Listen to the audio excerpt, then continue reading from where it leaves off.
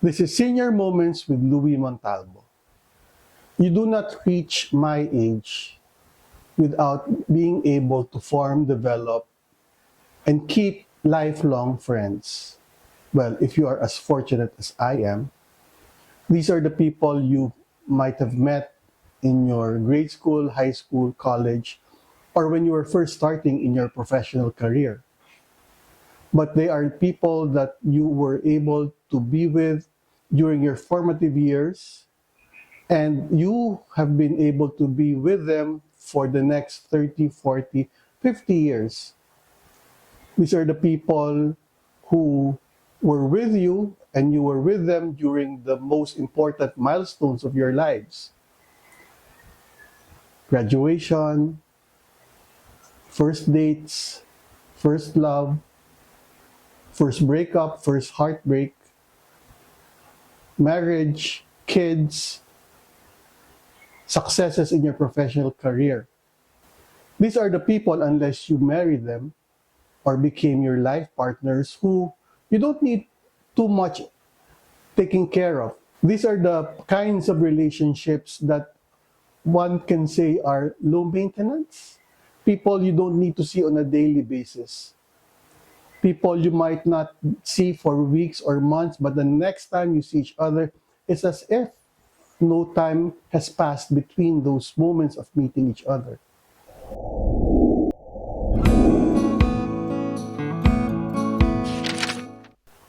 And when you do meet, you find yourselves talking about the really important stuff about yourselves and about your lives. Lino Rivera, is one such friend of mine. We met, I remember, when we were both lining up for registration in the University of the Philippines in 1982, if I'm not mistaken. We were both third year college. I was about probably 19 years old. I didn't know him from Adam. We were practically strangers, but as fate would have it, we were beside each other in the registration line. We struck up a conversation, and at that time, I was totally lost about my life.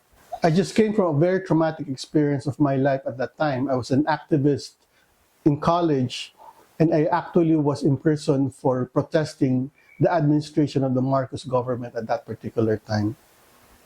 And I didn't know what to do with my life. Lino struck up a conversation with me and invited me, a total stranger, to join Days with the Lord.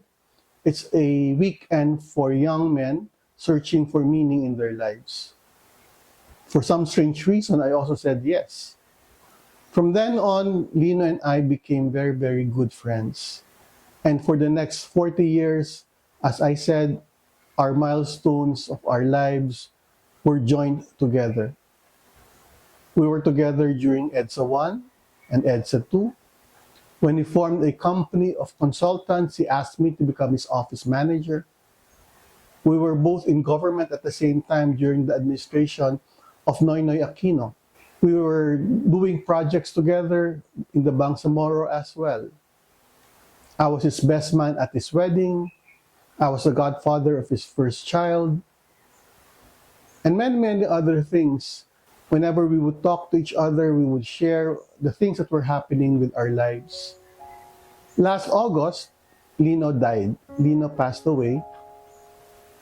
And since that time, I've been missing him terribly. I remember during his 60th birthday when he became a senior citizen, I made a video for him where I said that if he leaves, if he disappears, I might unravel because he has been such a part of the fabric of my life. Lino, happy birthday. Welcome to the Senior Citizen Club.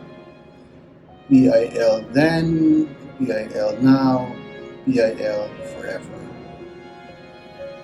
You have been a part of my life. You have been a part of the fabric of my life. Sa Tagalog, bahagi ka ng hibla ng buhay ko. Kung ikaw ay nawala, ako ay maghihimulmol. There's a part of me that has unraveled since he died. And I guess doing this podcast, which I started April of this year, is my way of trying to put myself back together again after such devastating loss. On June 19, today, when we are going to air this particular episode, is his birthday, the first birthday that he is not with us. In a way, I guess this is my way of commemorating, celebrating, and honoring his memory of what he has done for me and for my family. If you have friends, loved ones, if you have a Lino in your life, you might want to send this video to them as a way of commemorating your relationship, your friendship. If there's one regret that I have with regard to Lino, and I guess this is true for most guys, we really don't say I love you to each other. I don't remember ever saying, Lino, mahal kita. Or maybe I have, I just don't remember. I was also part of a community that Lino formed called Confraternitas Jesu. This was a community of young men and women at that particular time where we were able to find a space and the platform to get to know ourselves more, to discover who we are, and in a way find our mission in life. Until now, many of us continue to be in touch with each other and find opportunities to come together, have good dinners, and talk. This made me reflect on the value of having lifelong friends, as Lino had been to me. Again, as I said a while ago, Lino and I met when we were very young, when we were in our teens or early 20s. And we had been friends for about 40 years or so.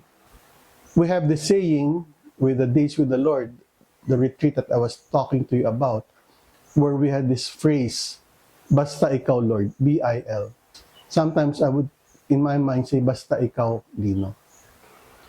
So, what is the value of having lifelong friends? People that who you knew when you were young and continue to be your friends all throughout your lives.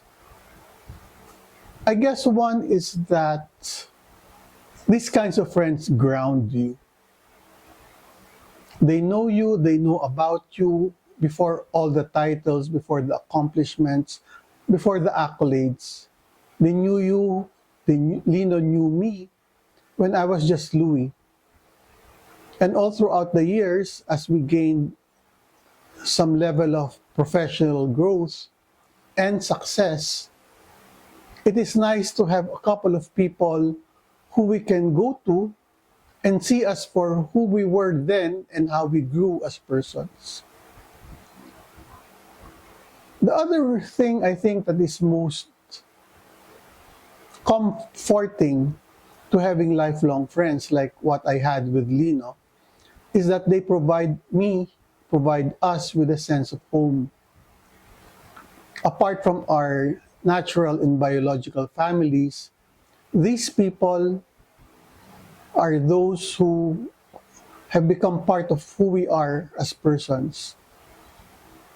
Our family, in fact. And so they provide us with a sense of home.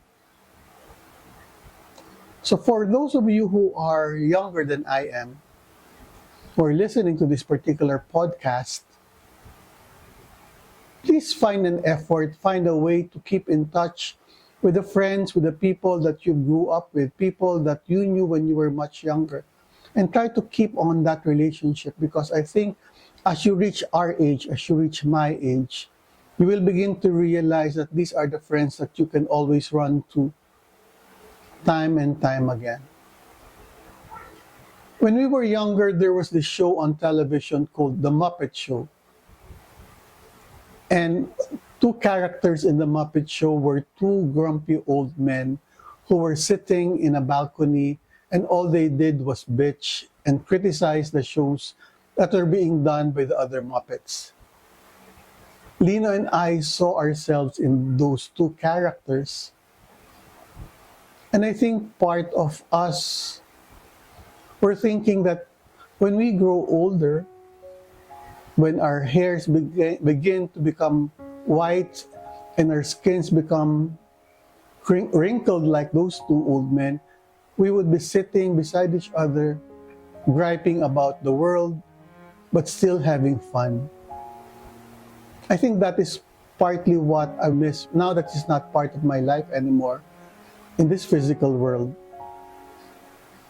There's a sense of regret that I will not grow old with him. So I guess this particular episode is partly a way of commemorating my friendship with Lino. Nung una akong sinabihan na magsalita sa isang misa ni Lino, gusto kong tumanggi. Sabi ko sa sarili ko, may mga bagay na dahil sa lalim ng pakiramdam, mas nararapat na manahimik. Ayoko din sana magsalita dahil hindi dahil sa wala akong sasabihin, kundi hindi ko alam paano huhulihin sa ilang minuto ang isang pagkakaibigan ng nagtagad-nagpas na 40 taon. Hindi ko rin alam paano mahuhuli sa salita ang pagkakakilala ko kay Lino. Kung paano niya binago ang buhay ko at pagkatao ko. Kung paano hindi ko maisip kung ano at sino ako ngayon kung hindi ko siya nakilala at naging matalik na kaibigan. Wala akong pwedeng sabihin na kayang tumbasan ang nararamdaman ko sa salamat sa nagawa niya para sa akin at sa aking palagay sa inyong lahat na nandito ngayon. Pero sa gitna ng pag-aatubili, nanaig ang para sa iyo, Lino. This episode is also going to be the transition between Season 1 and Season 2 of our podcast, Senior Moments with Louie Montalbo. We will be launching our first episode for Season 2 on July 19, a month from now.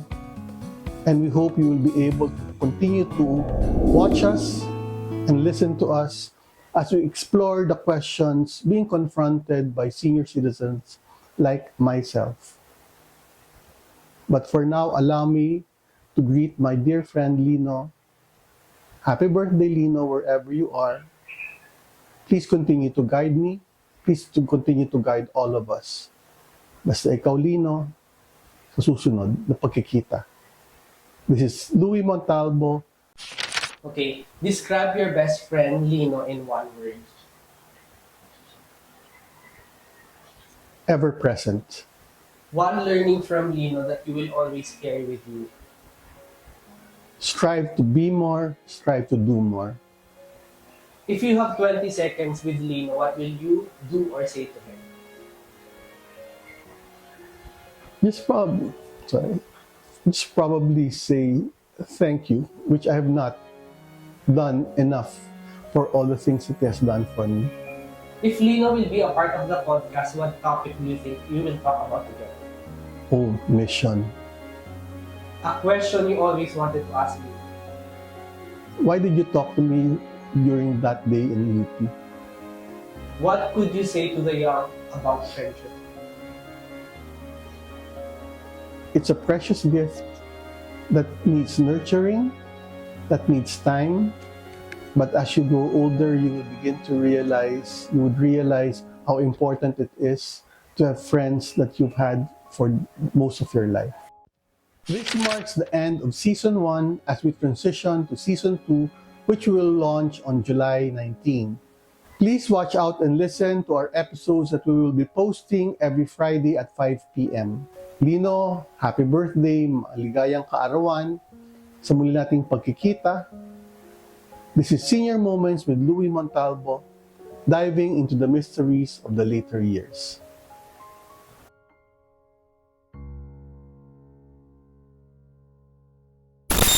For our next episode on Senior Moments with Louie Montalbo.